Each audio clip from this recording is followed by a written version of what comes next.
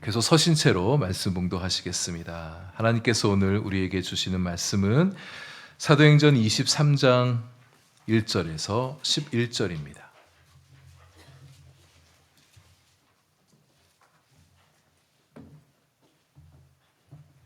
사도행전 23장 1절에서 11절까지의 말씀, 저와 여러분 한 절씩 교독하시고 마지막 절 함께 읽겠습니다.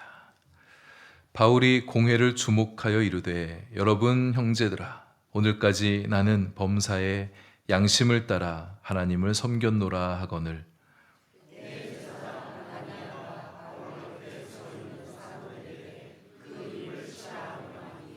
바울이 이르되, 회칠한 담이여, 하나님이 너를 치시리로다. 내가 나를 율법대로 심판한다고 앉아서 율법을 어기고 나를 치라 하느냐 하니,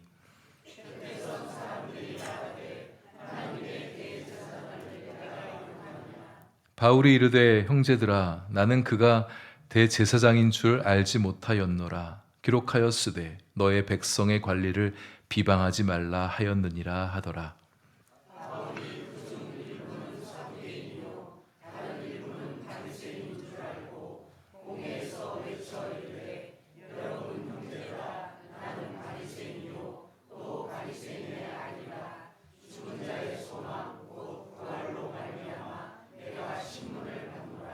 그 말을 한즉 바리새인과 사두개인 사이에 다툼이 생겨 무리가 나누어지니,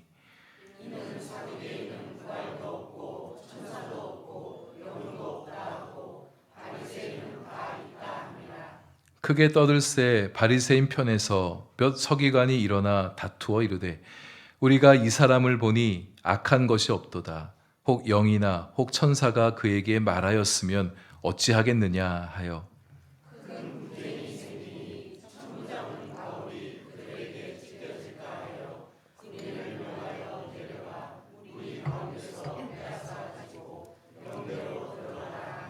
함께합니다. 그날 밤에 주께서 바울 곁에 서서 이르시되, 담대하라. 내가 예루살렘에서 나의 일을 증언한 것 같이 로마에서도 증언하여야 하리라 하시니라. 아멘. 기도하겠습니다. 하나님, 이제 우리 마음을 강하게 하며 믿음을 끌어올려 주시는 은혜의 말씀으로, 또 삶을 복되게 다스려 주시는 권세 있는 말씀으로 이곳에 우리 모두에게 임하여 주옵소서. 예수님 이름으로 기도합니다. 아멘. 천부장이 유대인들의 공회를 소집하여 바울에 대한 정식 재판을 열었습니다. 이 천부장의 권한이 꽤 컸던 것 같습니다. 유대인들의 최고 의결 기관이며 재판 기관인 산헤드린 공회를 소집할 만한 권한도 가지고 있었던 거죠. 이 천부장이 할 일 가운데 중요한 한 가지는 관할 내에 소요가 일어나게 됐을 때 그 소요를 진정시키고 그 소요의 원인 규명을 파악하여 상부에 보고하는 일입니다. 그래서 공회를 열게 하고 진상 규명을 한 후에 바울 사건에 관련하여서 총독에게 보고를 할 요량이었죠. 재판 결과 소요의 이유가 만약 유대교 내부의 종교적인 문제일 것 같으면 이 천부장 별로 크게 신경 쓰지 않아도 됩니다. 왜냐하면 당시의 제국은 정책적으로 피지배국의 종교적인 관용책, 피지배국의 종교적 자율권을 부여하고 있었거든요. 그래서 유대 공의의 재판 결과를 존중해주고 자기는 그냥 발을 빼면 그만입니다. 하지만 만약 이 소요가 정치적인 목적을 가지고 일어난 소요라면 민감하게 반응을 해야 됩니다. 피지배국의 정치적인 소요가 제국의 질서와 안녕에 위협이 될 수 있기 때문입니다. 그래서 천부장은 바울 사건에 적극적으로 개입하여서 신속하게 이 문제를 매듭 지으려고 하고 있습니다. 한편으로는 진짜 궁금하기도 했었을 것 같아요. 바울이라는 사람이 어떤 사람인가? 헬라어를 유창하게 구사하고 있죠. 참 똑똑한 사람 같아 보입니다. 또 나면서부터 로마 시민권을 가진 사람이래요. 유대인들이 저렇게 죽이려고 달려들어가는데 겁먹지도 않죠. 풍기는 분위기가 있었겠죠. 비범한 사람 같아 보이지 않습니다. 뭐 죄를 지을 만한 사람도 같아 보이지 않는데 도대체 왜 저 유대인들이 저렇게 광분하며 바울을 죽이려고 달려드는가? 바울이 공회 앞에 섰습니다. 공회를 주목합니다. 이 주목한다는 말은 어느 한 곳을 또렷이 바라본다는 거예요. 응시에 바라본다는 겁니다. 그러니까 눈이 떠 있으니까 그냥 이렇게 보는 게 아니라 사람 또는 사물을 강렬하게 지속적으로 바라보고 있는 것을 얘기하는 거예요. 지금 다 자기를 바라보고 있는 유대인들, 공의의 권력자들의 시선이 있잖아요. 아랑곳하지 않고 이 공회를, 그곳에 모인 사람들을 뚜렷하게 바라보고 있는, 똑바로 쳐다보고 있는 바울인 것입니다. 바울은 두렵지가 않습니다. 바울을 두렵게 할 만한 것이 아무것도 없어요. 왜? 바울 안에는 예수 그리스도가 살아계시기 때문입니다. 그리스도로 충만한 사람이기 때문에, 예수 그리스도가 그의 마음을 강렬하게 사로잡고 있기 때문에 바울은 두렵지가 않는 거예요. 바울이 입을 엽니다. 이렇게 말하죠. 여러분 형제들이여, 카리스마가 넘칩니다. 지금 재판 받겠다고 지금 와 있는 거, 일종의 피의자 신분으로 와 있는 겁니다.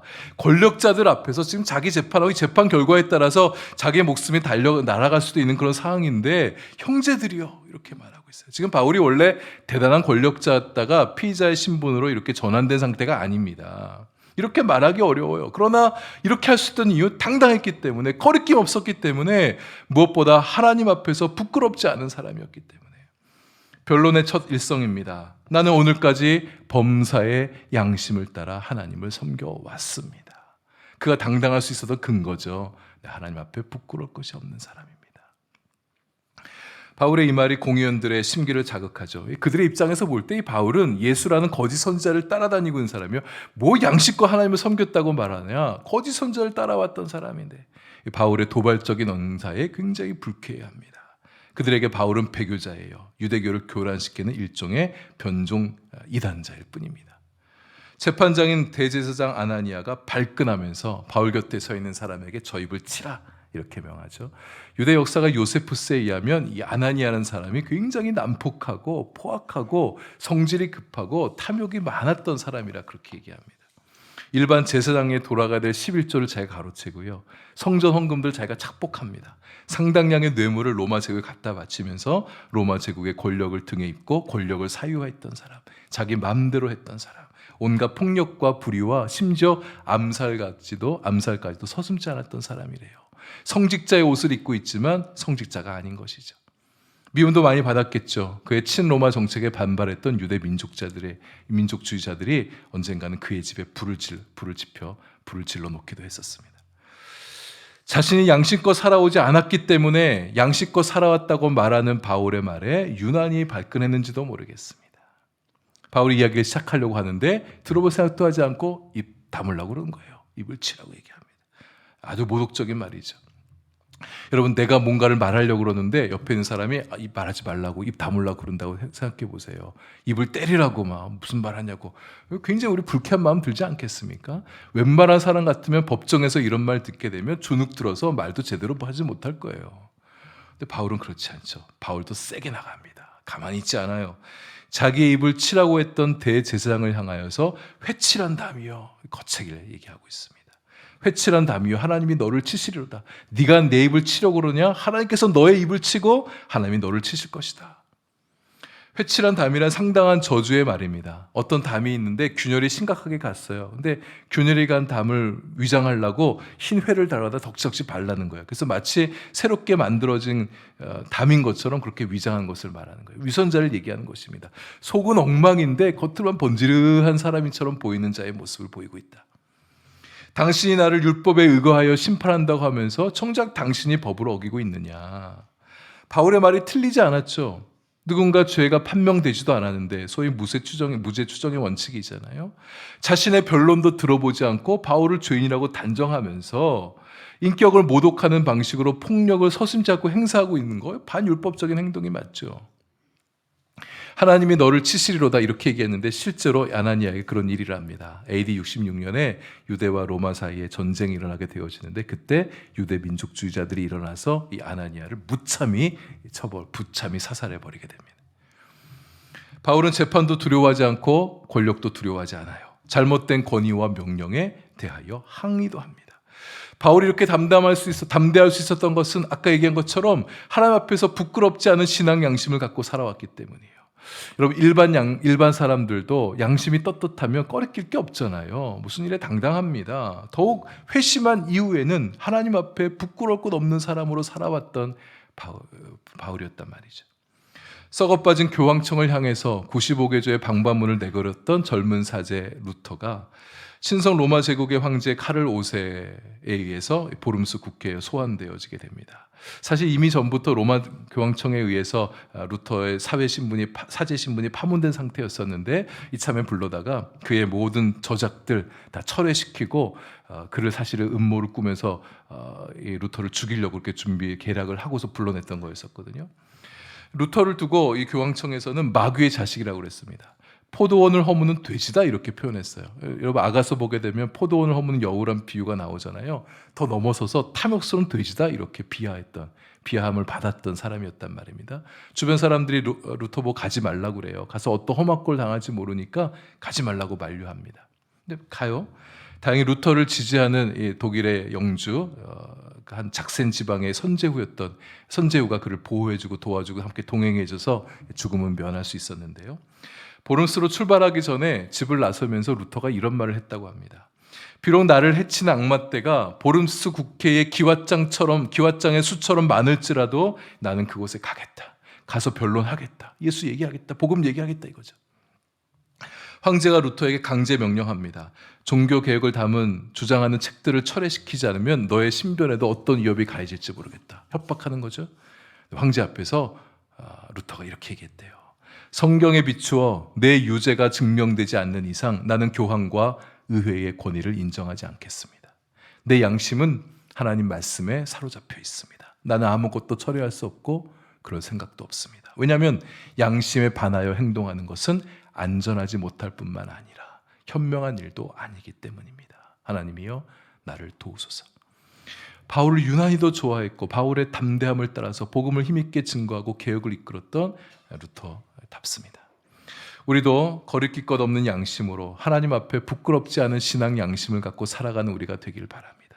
그럴 때 어디서든 누구 앞에서도 우리는 당당할 수 있어요. 담대할 수 있습니다. 바울이 예상외로 가만히 있지 않고 반박하면서 세게 나오자 곁에 있던 사람들이 당황합니다. 그래서 바울을 제지시키죠. 대제사장을 공격하면 안 된다고 얘기합니다. 하나님의 대제사장을 네가 욕하느냐? 대제사장을 모독하는 것은 그를 세우신 하나님을 모독하는 것으로 간주될 수 있기 때문입니다. 그래서 바울이 5절에서 그가 대제사장인 줄을 알지 못했다 이렇게 얘기하고 있습니다. 많은 학자들에게 추측을 불러일으키는 궁금증을 불러일으키는 대목이에요. 바울이 진짜 그가 대제사장인 줄은 몰랐을까?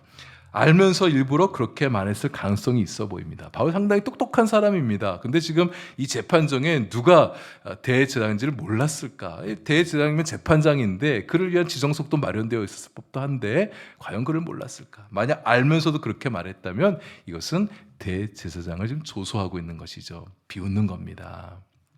그런데 그 다음 바울이 이어서 한 말, 출애굽기 22장 28절을 인용해서 한 말인데요. 백성의 관리를 비방하지 말라 이런 말씀을 하잖아요. 정확한 말씀은 너는 재판장을 모독하지 말며 백성의 지도자를 저주하지 말라 이 말씀이 있어요.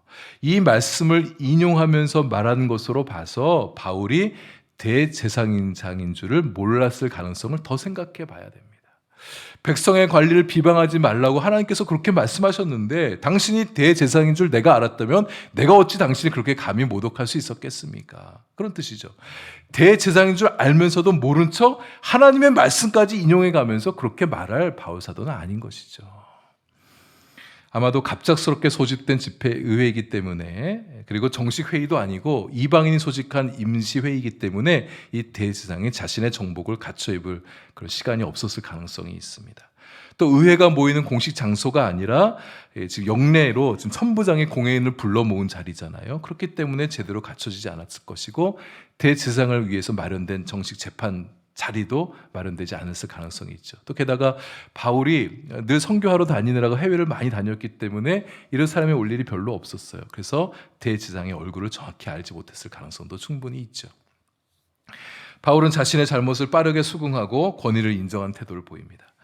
대제사장이란 직분, 하나님께서 세우신 직분이라는 것을 그가 인정하면서 비록 잘못된 권위를 할지라도 존중하는 태도를 보여주고 있어요. 그러나 사과는 하지 않은 것 같습니다.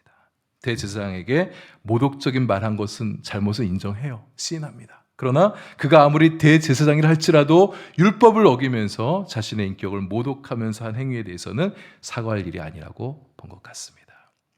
순간 빠르게 분위기를 전환하는 기지를 발현하게 되죠. 딱 보니까 공회에 일부가 사두개인들이고 일부가 바리새인 것을 알아차리게 됩니다.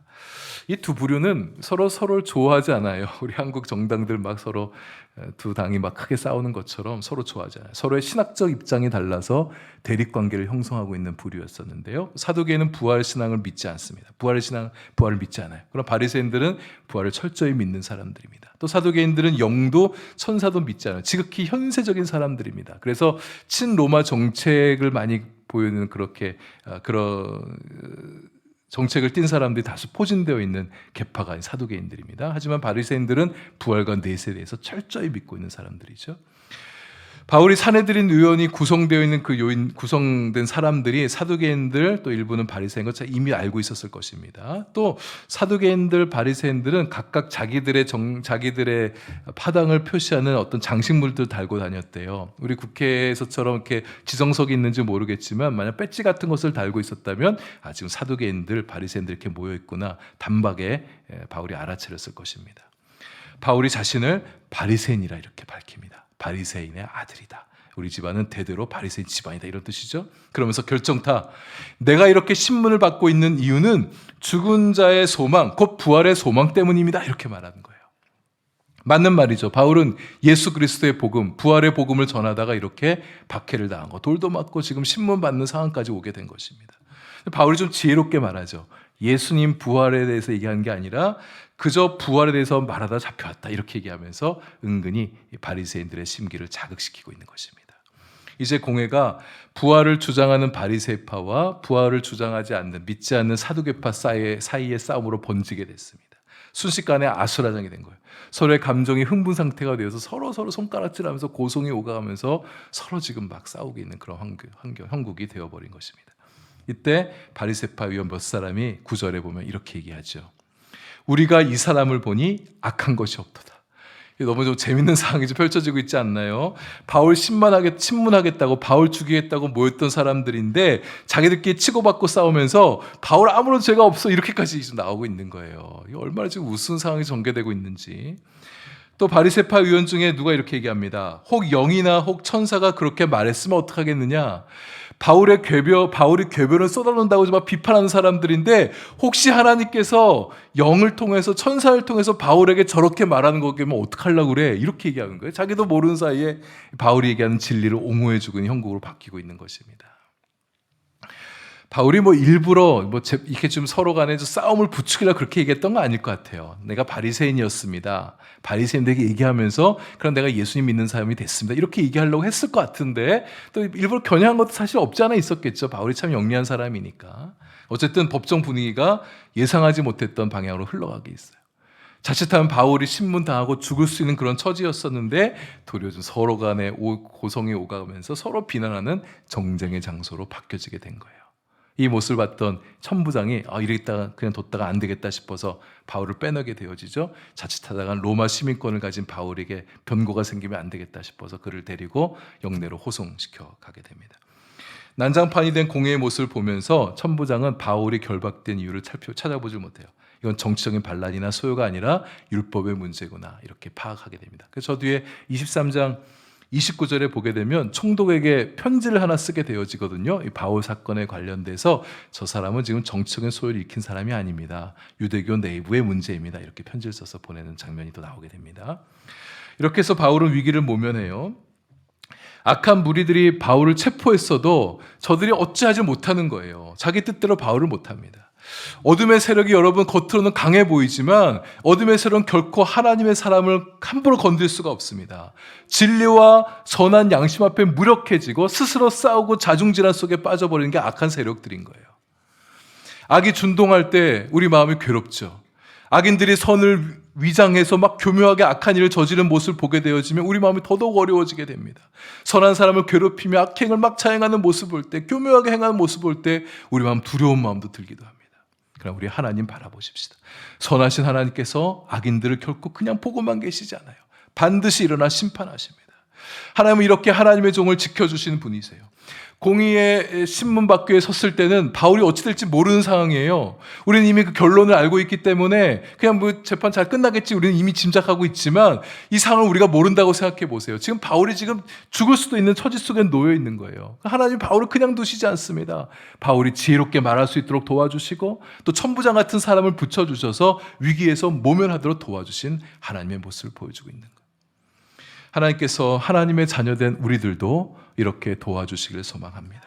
여러분 어떤 급박하고 어려운 상황을 만난다 할지라도 당황하지 마세요. 두려워하지 마시길 바랍니다. 하나님께서 나를 도와주신다는 확신을 갖고 계시고 우리를 지혜롭게 하셔서 그 어떤 상황도 잘 헤쳐나갈 수 있도록 도와주실 것이고 천부장 같은 사람을 우리들에게 붙여주셔서 위기에서 벗어날 수 있도록 도와주실 것이니 그 하나님을 신뢰하고 의지하는 우리가 되실 수 있기를 바랍니다. 11절 그날 밤에 주님께서 바울을 찾아오세요. 아마도 깊은 밤 바울은 주님께 엎드려 기도하고 있었겠죠. 환상을 보게 됩니다.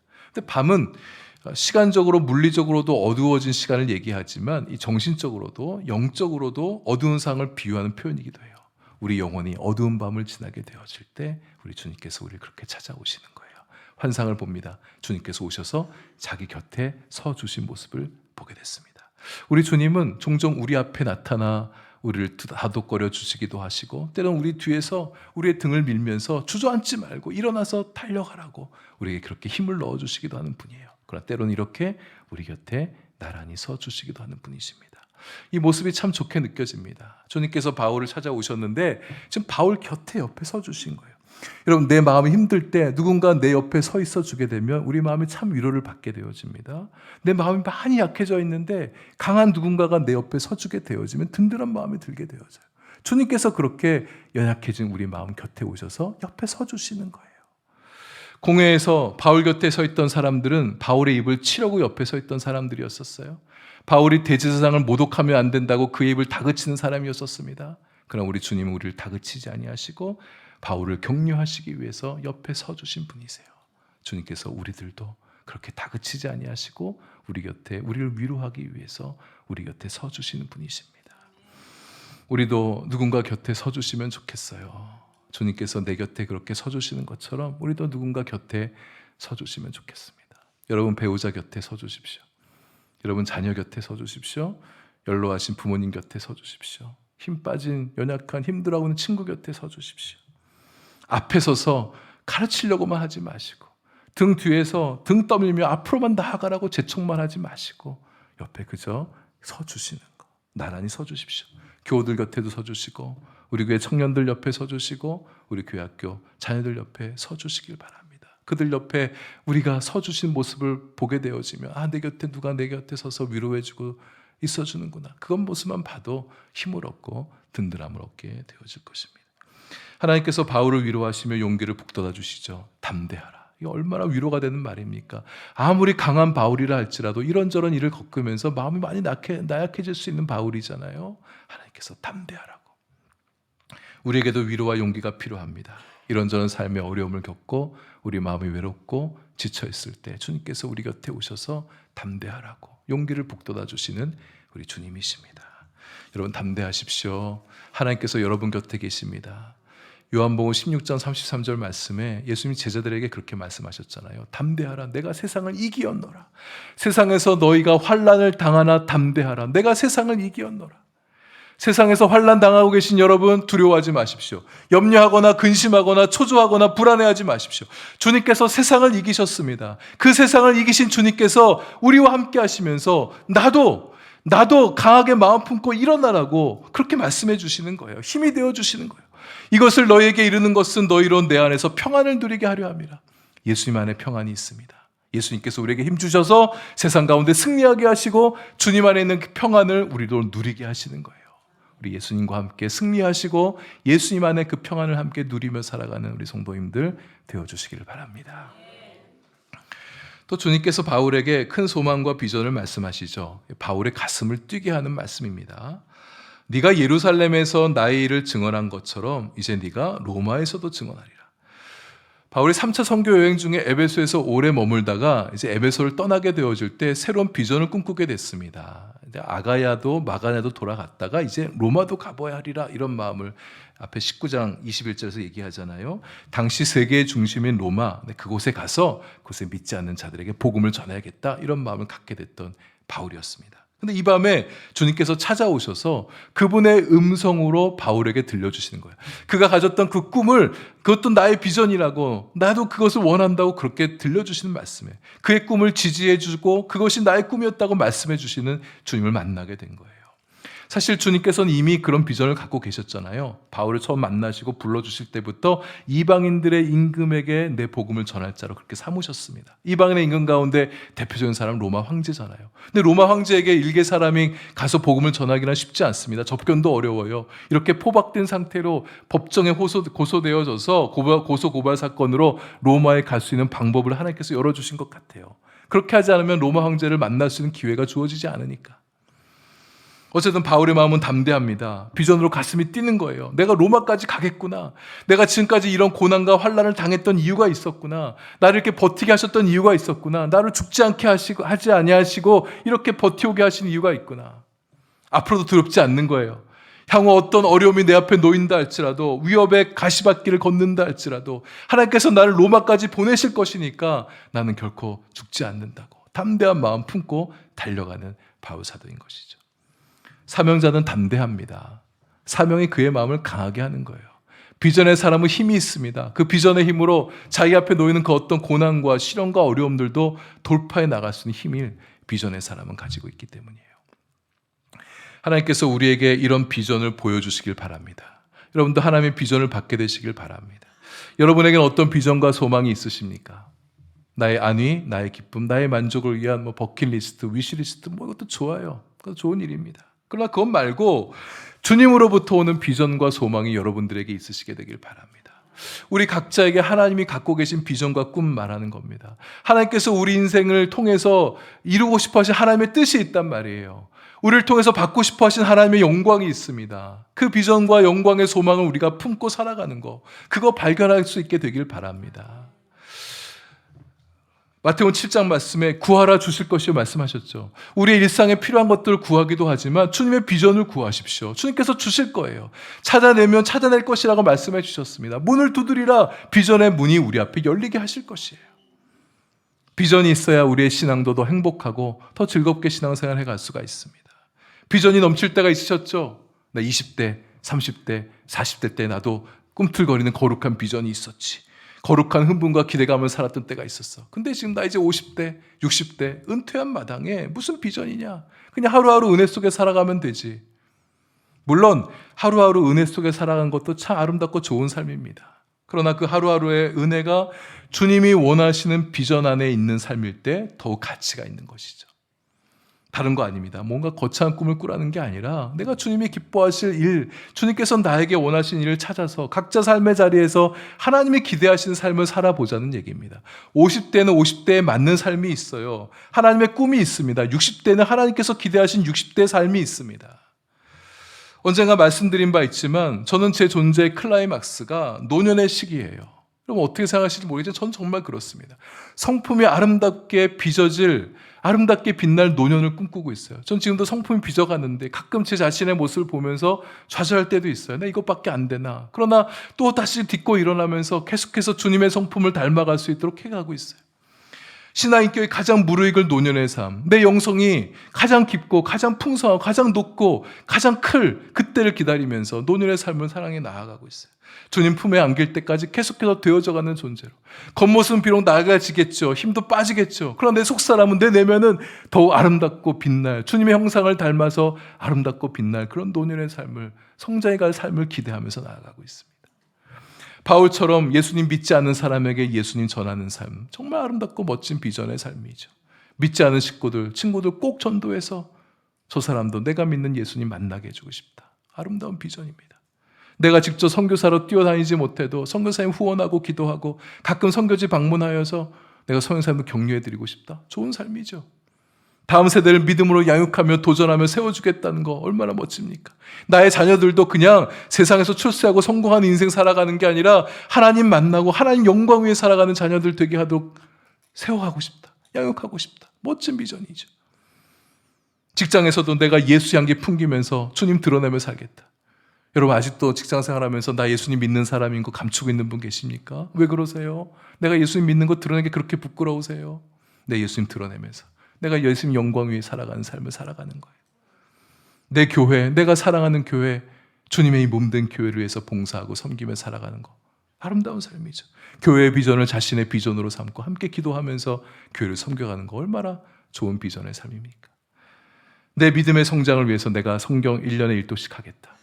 매일 성경 큐티 우리가 하고 있잖아요. 이거 6년 하게 되면 66권 다 마무리하게 되어지면 내가 6년 동안 꾸준하게 말씀 묵상하면서 내 말씀 묵상 노트 만들어 보겠다. 이것도 아름다운 비전의 삶이고, 내가 늘 예수님과 동행하면서 예수 동행일기도 좀 써보겠다. 예수님께서 나와 함께 어떻게 살아주시는지 내 신앙의 성장도 한번 지켜보고, 아름다운 비전의 삶이죠.